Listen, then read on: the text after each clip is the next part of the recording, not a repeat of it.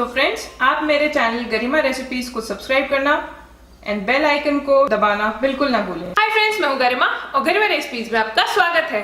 Friends, आज मैं लेकर आई हूँ आपके लिए एक इन्फॉर्मेटिव वीडियो। इस वीडियो में मैं आपको बताने जा रही हूँ कि डिश वॉशर में अगर E1 एरर आता है तो उसका क्या मतलब है एंड हमें क्या बेसिक प्रिकॉशंस लेने चाहिए या क्या बेसिक चीजें हमें देखनी चाहिए कि जिससे कि हम उस प्रॉब्लम को खुद ही ठीक कर सके। तो चलिए शुरू करते हैं। फ्रेंड्स, आप मुझसे कनेक्ट हो सकते हैं मेरे फेस ग्रुप पर। मेरे फेस ग्रुप का लिंक ये रहा।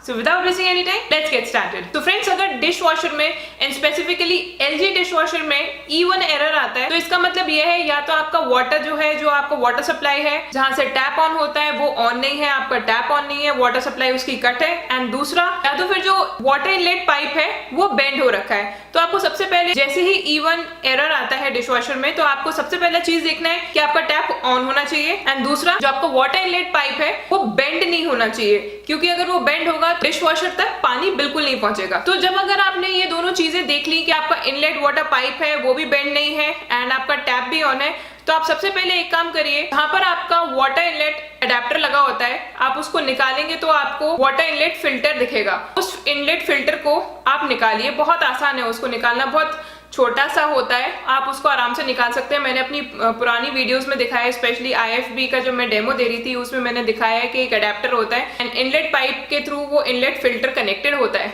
तो बहुत छोटा सा होता है, बिल्कुल इनलेट पाइप के एंड पे आपको फिल्टर दिख जाएगा। उस फिल्टर को आप निकालिए। अगर वो फिल्टर गंदा है तो आप उसको इजीली वॉश कर सकते हैं या फिर आप उसको रिप्लेस करके नया फिल्टर लगा सकते हैं। छोटा सा फिल्टर होता है जो पानी की जो गंदगी है उसको फिल्टर करके देन फिर फर्दर डिशवॉशर में अप्लाई करता है पानी। सो उसके लिए वो फिल्टर यूज होता है। सो बेटर है कि आप उस फिल्टर को, अगर गंदा हो रहा है तो या तो आप उसको चेंज कर दिए या फिर आप उसको वॉश करके दोबारा रीयूज कर सकते हैं। बट आई विल सजेस्ट कि आप उस फिल्टर को, छोटा सा फिल्टर है, बहुत ज्यादा महंगा नहीं आता, आप उसको चेंज कर दीजिए अगर वो बहुत ज्यादा गंदा हो रहा है। अगर इसके बाद में भी दोनों चीजें करने के बाद में आपने टैप देख लिया कि आपका टैप ऑन है, आपका जो इनलेट वाटर पाइप है वो बेंड नहीं है एंड आपने जो फिल्टर देखा, इनलेट फिल्टर देखा, वो भी क्लीन है, उसमें कोई भी गंदगी नहीं है, क्योंकि अगर इनलेट फिल्टर में गंदगी होती है तब भी E1 एरर आता है। तो तीनों चीजें अगर ठीक है एंड फिर भी E1 एरर आ रहा है then you need to call customer care and फिर उसके बाद में वो डिशवॉशर खोल के फर्दर उसको प्रॉब्लम को सॉल्व करेंगे। बट हम बेसिक लेवल पर